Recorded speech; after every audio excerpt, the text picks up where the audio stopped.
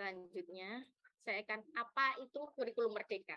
Kurikulum merdeka itu adalah dari Ki Hajar Dewantara itu kurikulum merdeka itu seperti ini.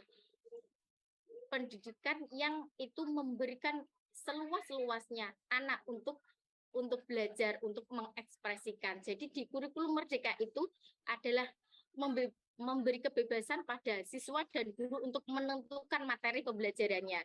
Tapi ada beberapa indikator yang itu sudah diatur oleh Kementerian Pusat. Seperti itu. Jadi ada beberapa indikator yang sudah ditetapkan oleh pemerintah pusat, tapi ada beberapa indikator yang bisa kita kembangkan sesuai dengan lembaga masing-masing, gitu. Seperti itu. Jadi setiap lembaga itu boleh berbeda dalam hal tertentu, seperti itu, boleh mengembangkan sendiri, seperti itu.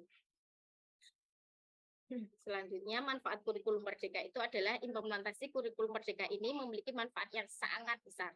Saya dari 2 tahun ini kami menerapkan kurikulum merdeka itu sangat luar biasa. Bagi peserta didik, kurikulum masyarakat, apalagi sama bagi masyarakat, bagi peserta didik, konsep ini membantu mereka untuk belajar lebih efektif dan efisien karena materinya itu disesuaikan.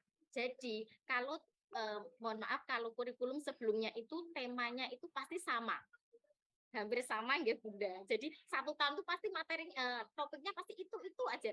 Bulan ini pasti temanya ini nih, bulan ini pasti temanya ini nih, gitu. Pasti terstruktur setiap tahun seperti itu. Kalau di kurikulum merdeka kita bisa mengembangkan topik apapun yang kita ingin pelajari bersama. Jadi TK saya mungkin bulan ini adalah kita seumpama liburanku atau kendaraan, tapi di TK-nya Bu Puji karena dikit, di Bu Puji profesi bisa saja kalau kurikulum merdeka ini. Jadi kita bebas mengembangkan kurikulum yang ada di lembaga masing-masing seperti itu. Kemudian ini yang tadi saya ceritakan ada beberapa indikator yang itu sudah diatur oleh pemerintah. Seperti ini, kalau di kurikulum K13 itu ada KD, KI. Kalau di kurikulum merdeka itu ada CP dan TP.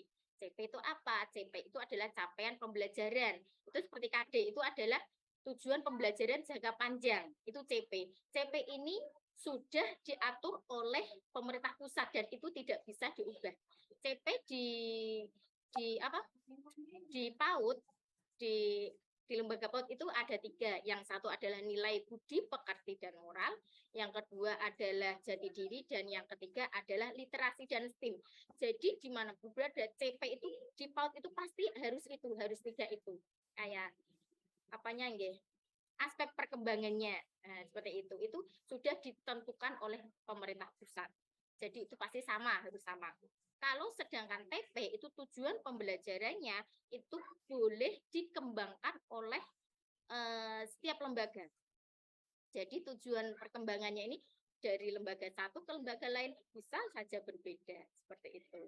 Kalau ATP itu alur tujuan pembelajaran itu adalah breakdown-nya. Jadi mungkin tema A ATP-nya apa nih tujuan pembelajaran kita pilih apa, tema B tujuan pembelajarannya kita pilih apa, itu adalah tujuan pembelajarannya.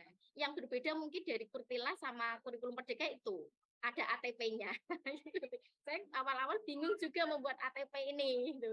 Tapi alhamdulillah sekarang sudah berjalan. Kita sudah mandiri membuat, kalau awal pertama dulu kita itu masih kayak ATM, amati, tiru, dan modifikasi yang contoh dari kementerian. Awal tahun 2021 karena kita baru penggerak itu kita belum bisa, itu masih ATM. Kalau tahun ini alhamdulillah kita benar-benar sudah mandiri, sudah merancang modul sendiri, membuat ATP sendiri, seperti itu. Selanjutnya ini yang tadi penjabaran saya ada capaian pembelajaran, tujuan pembelajaran, dan tujuan kegiatan. Itu kalau tujuan kegiatan itu masuknya di modul ajar dan RPPH. Kalau tujuan pembelajaran dan CP itu kalau CP masuknya hanya di KOS, kurikulum operasional satuan pendidikan. Kalau tujuan pembelajaran masuknya di ATP seperti itu. Terus di kurikulum merdeka juga ada yang kemarin saya tanyakan Bu Eka, itu ada pembelajaran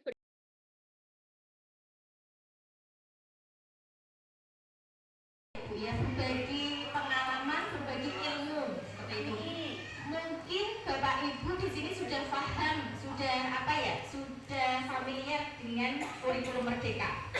Kurikulum merdeka itu apa, terus implementasinya, terus pembelajaran di dalam kelas itu seperti apa.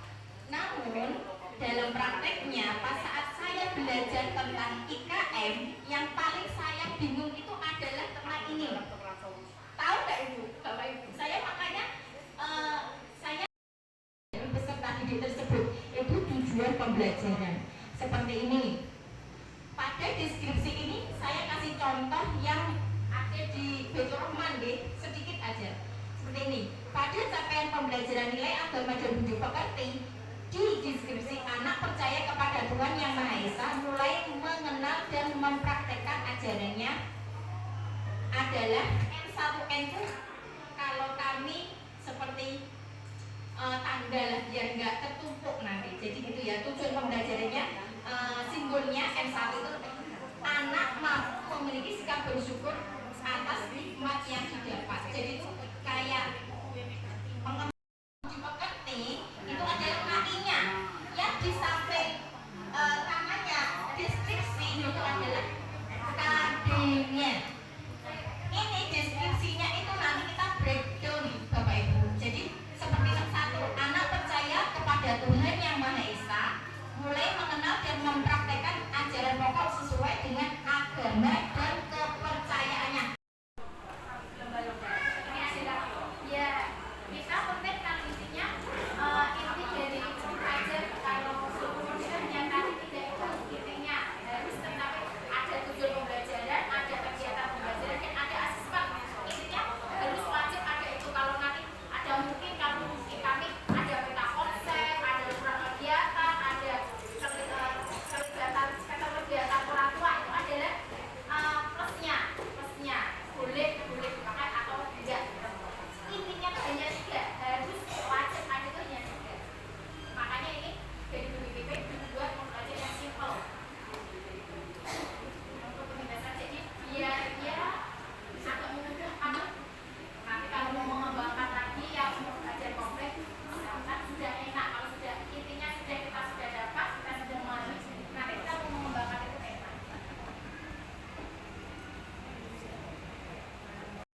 Pimpinan 60 menit dan kegiatan akhir atau kegiatan komite 30 menit dengan topik gunakan subtopiknya gunakan melangkah dengan tujuan pembelajaran tersebut tadi yang sudah kita susun bersama.